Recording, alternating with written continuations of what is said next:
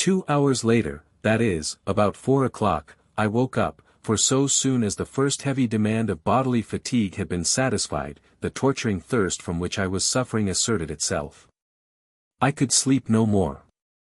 I had been dreaming that I was bathing in a running stream, with green banks and trees upon them, and I awoke to find myself in this arid wilderness, and to remember, as Umbopa had said, that if we did not find water this day we must perish miserably.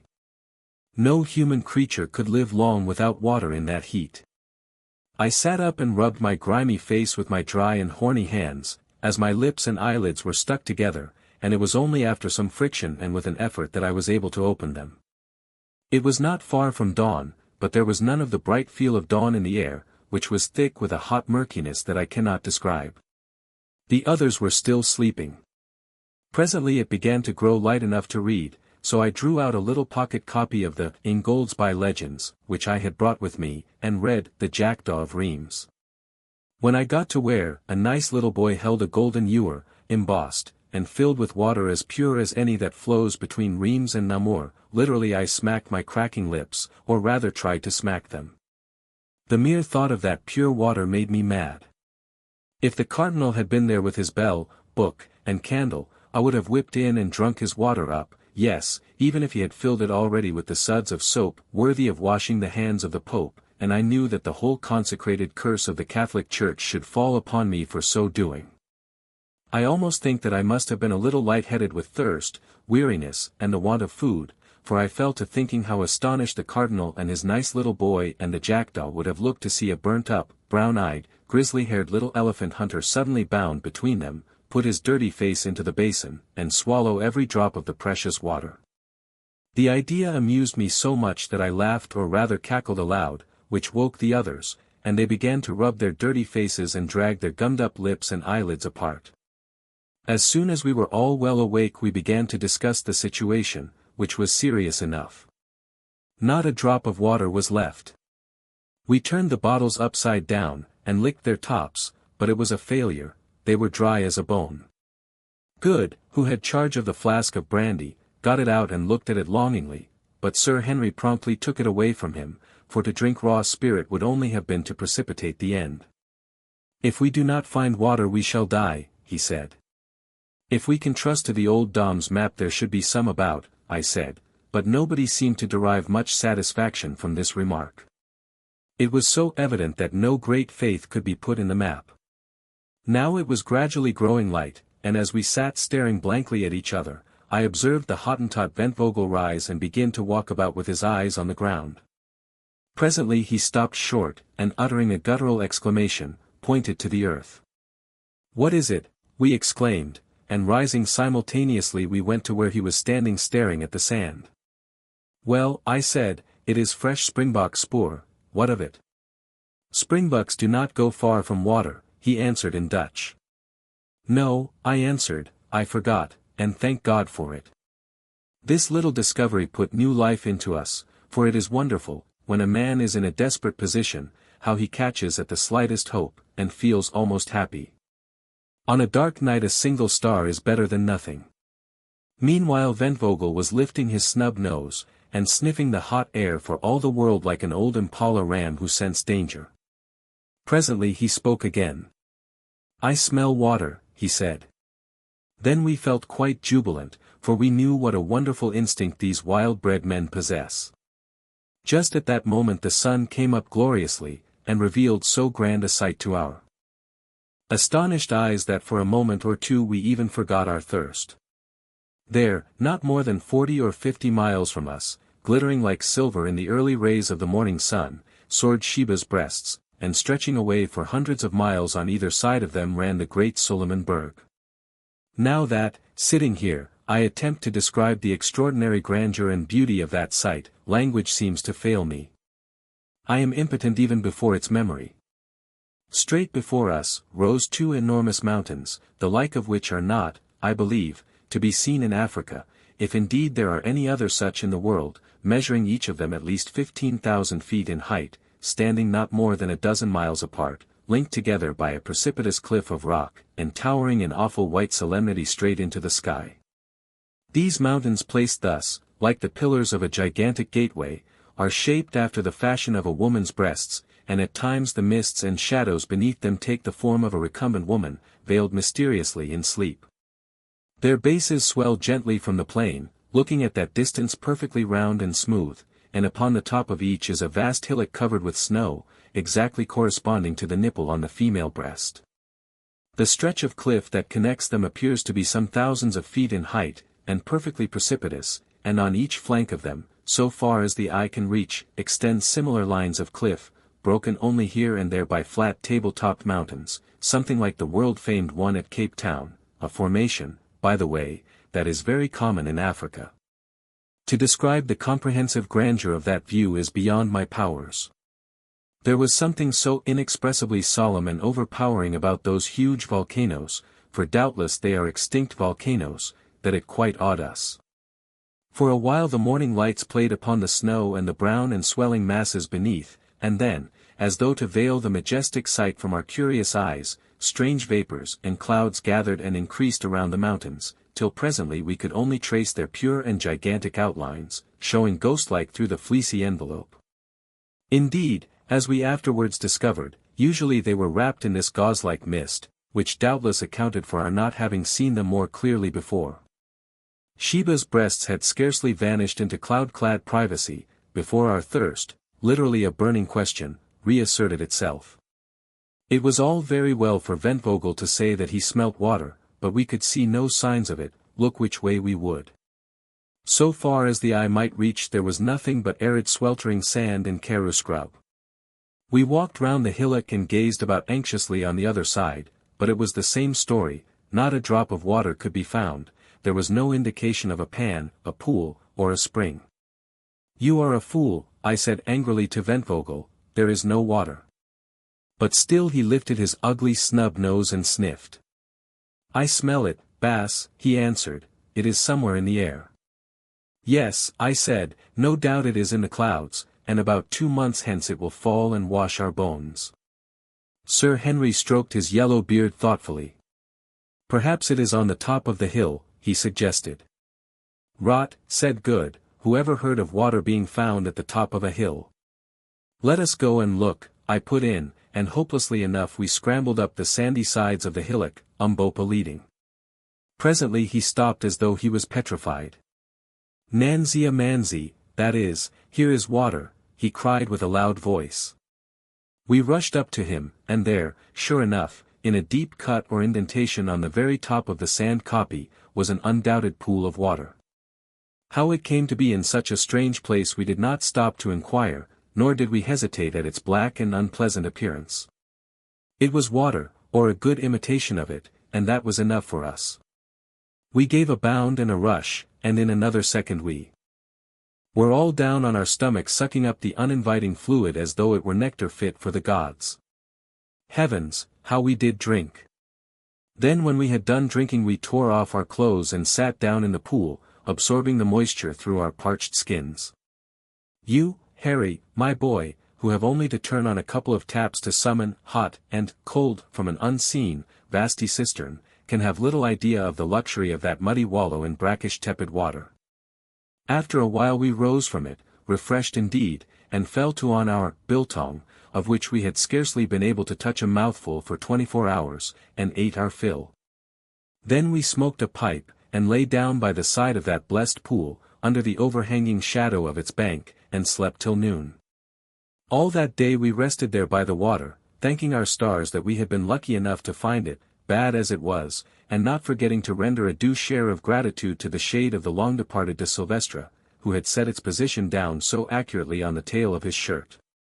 The wonderful thing to us was that the pan should have lasted so long, and the only way in which I can account for this is on the supposition that it is fed by some spring deep down in the sand. Having filled both ourselves and our water bottles as full as possible, in far better spirits we started off again with the moon. That night we covered nearly 25 miles, but, needless to say, found no more water, though we were lucky enough the following day to get a little shade behind some ant heaps. When the sun rose, and, for a while, cleared away the mysterious mists, Solomonsburg with the 2 majestic breasts, now only about 20 miles off, seemed to be towering right above us, and looked grander than ever.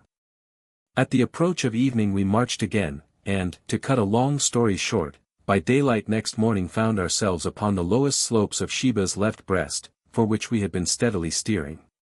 By this time our water was exhausted once more, and we were suffering severely from thirst, nor indeed could we see any chance of relieving it till we reached the snow line far, far above us. After resting an hour or two, driven to it by our torturing thirst, we went on, toiling painfully in the burning heat up the lava slopes, for we found that the huge base of the mountain was composed entirely of lava beds belched from the bowels of the earth in some far past age. By 11 o'clock we were utterly exhausted, and, generally speaking, in a very bad state indeed. The lava clinker, over which we must drag ourselves, though smooth compared with some clinker I have heard of, such as that on the island of Ascension, for instance, was yet rough enough to make our feet very sore, and this, together with our other miseries, had pretty well finished us. A few hundred yards above us were some large lumps of lava, and towards these we steered with the intention of lying down beneath their shade. We reached them, and to our surprise, so far as we had a capacity for surprise left in us, on a little plateau or ridge close by we saw that the clinker was covered with a dense green growth.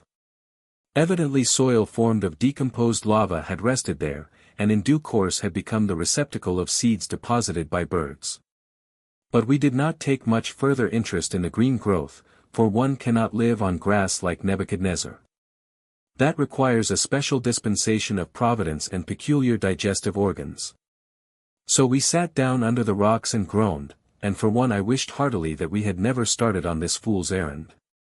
As we were sitting there I saw Umbopa get up and hobble towards the patch of green, and a few minutes afterwards, to my great astonishment, I perceived that usually very dignified individual dancing and shouting like a maniac, and waving something green. Off we all scrambled towards him as fast as our wearied limbs would carry us, hoping that he had found water. "What is it, Umbopa, son of a fool?" I shouted in Zulu. "It is food and water, Macumazahn," and again he waved the green thing. Then I saw what he had found. It was a melon. We had hit upon a patch of wild melons, thousands of them, and dead ripe. Melons!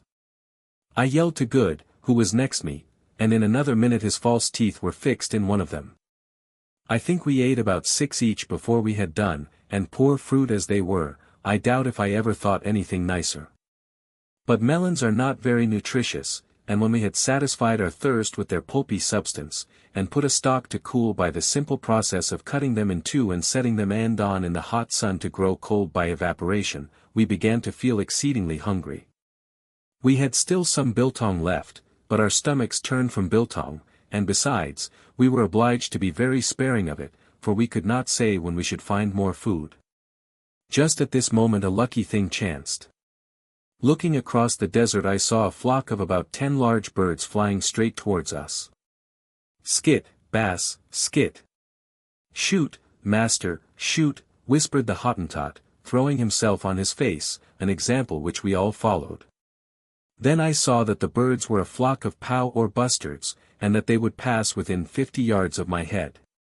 Taking one of the repeating Winchesters, I waited till they were nearly over us, and then jumped to my feet.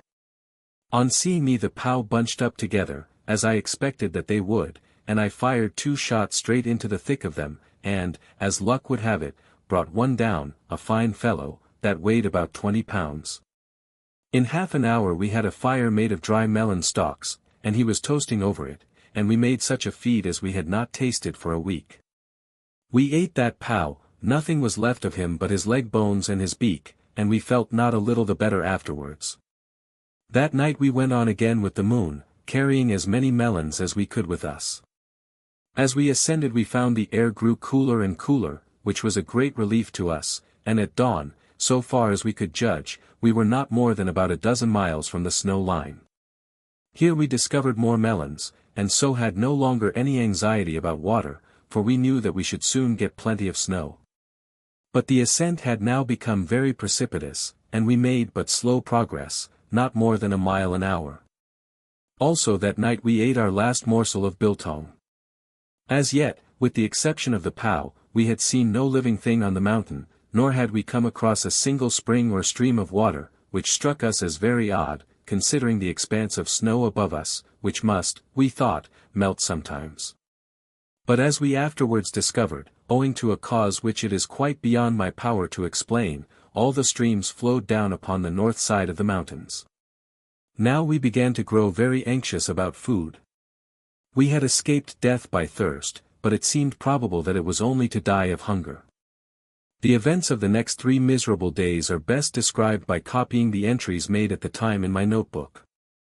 May 21st. Started 11 a.m., finding the atmosphere quite cold enough to travel by day, and carrying some watermelons with us. Struggled on all day, but found no more melons, having evidently passed out of their district. Saw no game of any sort. Halted for the night at sundown, having had no food for many hours. Suffered much during the night from cold. 22nd. Started at sunrise again, feeling very faint and weak. Only made about 5 miles all day, found some patches of snow, of which we ate, but nothing else. Camped at night under the edge of a great plateau. Cold bitter. Drank a little brandy each, and huddled ourselves together, each wrapped up in his blanket, to keep ourselves alive. Are now suffering frightfully from starvation and weariness. Thought that Ventvogel would have died during the night. 23rd. Struggled forward once more as soon as the sun was well up, and had thawed our limbs a little. We are now in a dreadful plight, and I fear that unless we get food this will be our last day's journey. But little brandy left. Good, Sir Henry, and Umbopa bear up wonderfully, but Ventvogel is in a very bad way. Like most Hottentots, he cannot stand cold. Pangs of hunger not so bad, but have a sort of numb feeling about the stomach. Others say the same. We are now on a level with the precipitous chain, or wall of lava, linking the 2 breasts, and the view is glorious. Behind us the glowing desert rolls away to the horizon, and before us lie mile upon mile of smooth hard snow almost level, but swelling gently upwards, out of the center of which the nipple of the mountain, that appears to be some miles in circumference, rises about 4,000 feet into the sky. Not a living thing is to be seen. God help us, I fear that our time has come. And now I will drop the journal, partly because it is not very interesting reading, also what follows requires telling rather more fully. All that day, the May 23rd, we struggled slowly up the incline of snow, lying down from time to rest. A strange gaunt crew we must have looked, while, laden as we were, we dragged our weary feet over the dazzling plain, glaring round us with hungry eyes. Not that there was much use in glaring, for we could see nothing to eat. We did not accomplish more than 7 miles that day. Just before sunset we found ourselves exactly under the nipple of Sheba's left breast, which towered thousands of feet into the air, a vast smooth hillock of frozen snow. Weak as we were, we could not but appreciate the wonderful scene, made even more splendid by the flying rays of light from the setting sun, which here and there stained the snow blood-red, and crowned the great dome above us with a diadem of glory. I say, gasped Good, presently, we ought to be somewhere near that cave the old gentleman wrote about. Yes, said I, if there is a cave. Come, Quatermain, groaned Sir Henry, don't talk like that, I have every faith in the Dom, remember the water. We shall find the place soon. If we don't find it before dark we are dead men, that is all about it, was my consolatory reply. For the next 10 minutes we trudged in silence, when suddenly Umbopa, who was marching along beside me, wrapped in his blanket, and with a leather belt strapped so tightly round his stomach, to make his hunger small, as he said, that his waist looked like a girl's, caught me by the arm. Look, he said, pointing towards the springing slope of the nipple. I followed his glance, and some 200 yards from us perceived what appeared to be a hole in the snow. It is the cave, said Umbopa. We made the best of our way to the spot, and found sure enough that the hole was the mouth of a cavern, no doubt the same as that of which de Silvestre wrote. We were not too soon, for just as we reached shelter the sun went down with startling rapidity, leaving the world nearly dark, for in these latitudes there is but little twilight. So we crept into the cave, which did not appear to be very big, and huddling ourselves together for warmth, swallowed what remained of our brandy, barely a mouthful each, and tried to forget our miseries in sleep. But the cold was too intense to allow us to do so, for I am convinced that at this great altitude the thermometer cannot have marked less than 14 or 15 degrees below freezing point. What such a temperature meant to us, enervated as we were by hardship, want of food, and the great heat of the desert, the reader may imagine better than I can describe. Suffice it to say that it was something as near death from exposure as I have ever felt. There we sat hour after hour through the still and bitter night, feeling the frost wander round and nip us now in the finger, now in the foot, now in the face. In vain did we huddle up closer and closer, there was no warmth in our miserable starved carcasses.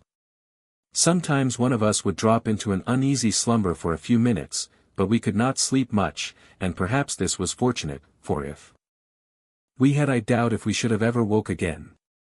Indeed, I believe that it was only by force of will that we kept ourselves alive at all. Not very long before dawn I heard the Hottentot Ventvogel, whose teeth had been chattering all night like castanets, give a deep sigh.